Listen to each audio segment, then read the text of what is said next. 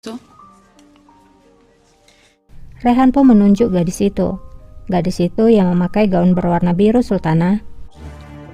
Aslen Rum, adım Kita pun melihat itu adalah gadis yang sebelumnya membenci Anastasia.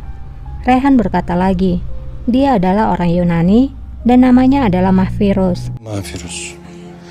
3 yıl Dia telah berada di mansion seorang pasa di Üsküdar selama 3 tahun. Istri pasa itu telah menjaganya dengan baik. Mereka mengatakan kalau wanita dari keluarga mereka sangatlah subur. kadınlar pek doğurganmış. Handan Sultan pun menjawab, dengan keinginan Tuhan, maka aku ingin menggendong cucuku secepatnya. Kucağıma almak istiyorum.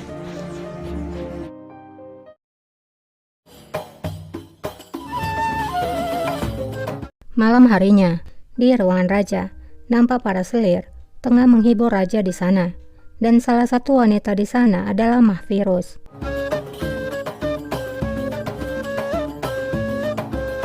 Namun raja sama sekali tidak tertarik.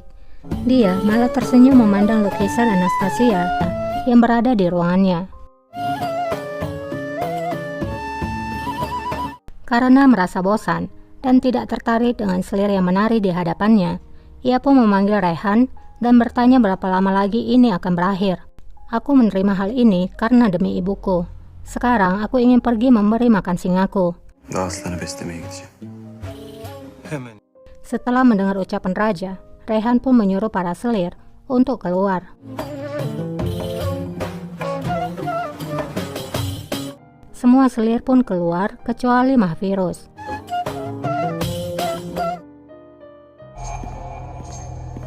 Beralih sebentar ke tempat lain, di mana terlihat seorang pria yang berpakaian hitam masuk ke suatu tempat dan membawa pemotong rantai.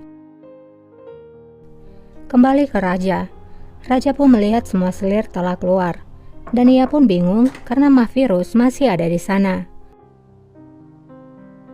Mahfiroz pun segera melepaskan pakaiannya. Kafi. Namun raja menyuruhnya berhenti dan menyuruhnya keluar. Bir kusurum mu oldu? Pada saat itu, Mahfiroz tidak mau langsung keluar. Sebaliknya, ia bertanya, apakah aku membuat kesalahan? Apakah kamu tidak menyukaiku? Raja tidak menjawab dan langsung meninggalkan Mahfiroz.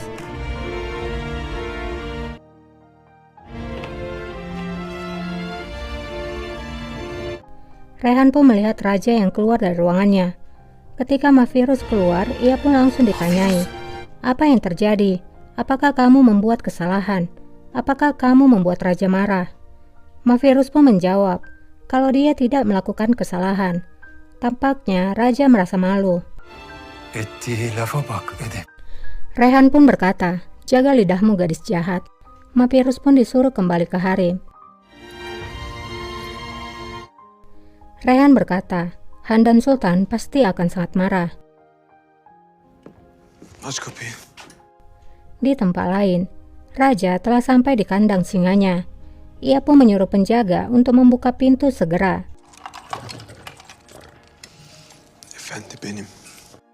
Ia lalu berkata pada dirinya sendiri, aku adalah mastermu. Ia pun masuk ke dalam. Ia berkata lagi, aku tidak akan menjadi kejam. Tanpa senjata, hanya obor di tangannya, raja menatap mata singa.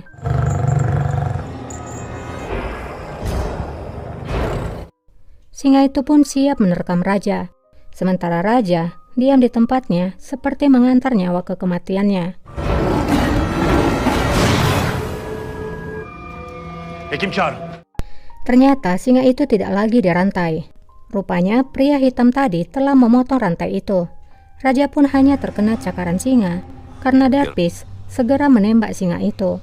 Sementara singa itu telah mati di tempat. Bu nasıl iş görmek? Dervis memarahi penjaga dengan berkata, apakah begini kalian berjaga? Zincire bakmaz mısın sağlam mı diye? Tidakkah kamu memeriksa rantai itu? Apakah rantai itu cukup kuat? Penjaga pun menjawab, tidak 1 bahkan 5 singa saja tidak akan cukup kuat untuk melepaskan rantai itu. Karena perkataan penjaga itu, Dervis pun menjadi curiga.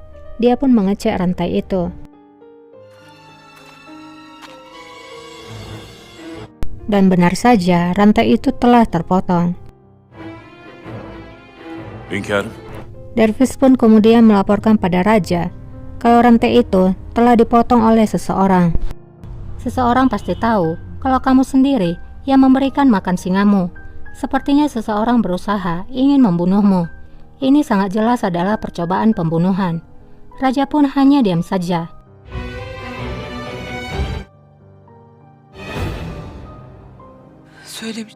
Kini raja sudah di ruangannya.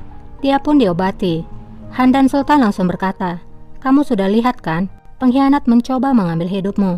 Gördün işte, canını almaya çalışıyor. Handan pun bertanya pada Dervish, "Siapa yang melakukan ini, Dervish?" Dervish pun menjawab, "Kita tidak tahu bagaimana kita akan mati di istana ini, Sultan aku. Aku sedang menunggu panah atau racun, tetapi mereka datang dengan singa." Handan pun mengerti dengan jawaban Dervish. Raja kemudian berkata pada dokter kepala, "Aku memberikanmu tugas mengenai mendiang ayahku." Dokter pun menjawab, "Aku telah mencoba obat itu, dan hal itu cukup sulit, juga membutuhkan waktu." Handan pun berkata, "Tidak perlu mencari pengkhianat itu terlalu jauh. Biarkan aku memberitahukan apa yang akan terjadi jika Dervish tidak datang tepat waktu." Safiye Sultan, pertama, dia memberikan kabar buruk pada Pangeran Mustafa. Kemudian ingin Mustafa naik tahta. Raja pun menyuruh semua orang keluar kecuali ibunya. Ketika kini mereka telah berdua, Raja berkata, "Kamu memang benar, Ibu. Ini sangat berat. Aku kira aku akan mengakhiri rasa takut akan kematian setelah aku naik tahta. Tapi ternyata mimpi burukku baru saja dimulai. Bagaimana aku bisa membawa beban ini? Seolah-olah aku tidak naik tahta, tapi nyatanya tahta itu jatuh di pundakku." Ahmet? Raja pun menangis. Sebagai seorang ibu, Handan pun memeluk putra satu-satunya dan menenangkan dia.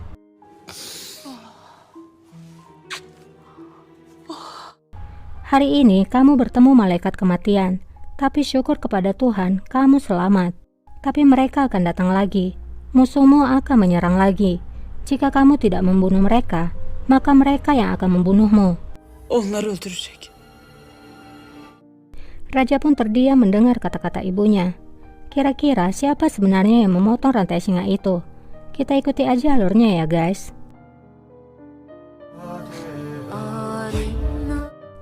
Di harem, saat semua selir sudah tidur, Anastasia terbangun.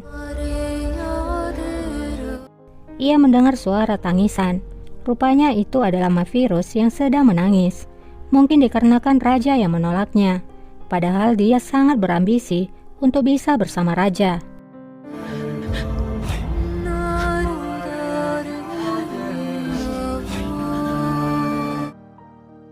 Di lain tempat, raja nampak sedang berjalan di lorong. Rupanya ia datang menemui adiknya Mustafa. Ia melihat Mustafa yang sedang tertidur. Ia ingin menyentuh adiknya tapi ia urungkan. Nampaknya raja akan melakukan sesuatu pada adiknya.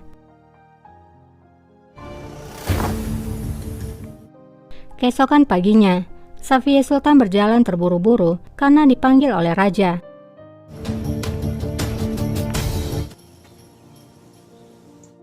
Setelah bertemu raja, raja langsung berkata, "Seperti yang kamu ketahui, aku membuat keputusan saat aku naik tahta, yaitu dengan mengampuni hidup adikku Pangeran Mustafa.